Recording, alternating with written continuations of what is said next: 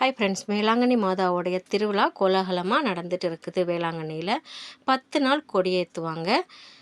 ஒவ்வொரு நாளும் மத்தியானம் 12 மணிக்கு கொடியேற்றுவாங்க. அந்த கொடியேற்றத்துக்கான தான் இவ்வளோ மக்கள் கூட்டம். எவ்வளோ வெயில் பாருங்கள், 12 மணிக்கு அந்த வெயில்லையும் இந்த மாதாவுடைய கொடியேற்றத்தை பார்க்குறதுக்காக தான் மக்கள் நம்பிக்கையோட கூடியிருக்கிறாங்க. இந்த இடத்துல ஒவ்வொரு நாளும் 12 மணிக்கு கொடியேற்றுவாங்க, திருவிழா முடிகிற வரைக்கும். இப்போ மாதாவுக்கு எப்படி வேளாங்கண்ணி மாதான்னு பேர் வந்தது அப்படின்றதான் பார்க்க போகிறோம். மாதா லூர்து நகர், ஃப்ரான்ஸில் இருக்க லூர்து நகரில் காட்சி கொடுத்தாங்க. அங்கே மாதாவுடைய பேர் இப்போது லூர்து மாதா.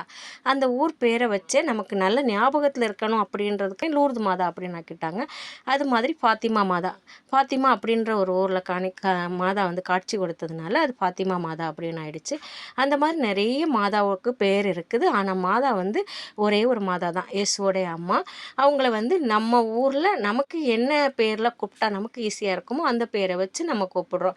இப்போ மாதா வேளாங்கண்ணியில் காட்சி கொடுத்ததுனால வேளாங்கண்ணி மாதா. ஆல்ரெடி இந்த ஊரோடைய பேர் வேளாங்கண்ணி மாதா. இந்த வேளாங்கண்ணி ஊரில் காட்சி கொடுத்ததுனால தான் மாதாவுடைய பேர் வேளாங்கண்ணி மாதா. அப்படி மாதா எந்த ஊரில் காட்சி கொடுக்குறாங்களோ அந்த ஊரோடைய பேரே மாதாவுக்கு பேராகவும் மாறிடும். இதுதான் வேளாங்கண்ணி மாதான்னு பேர் வந்ததுக்கு காரணம்.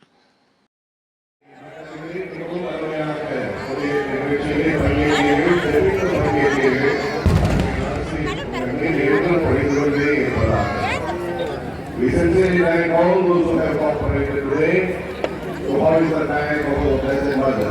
Thank you for it all.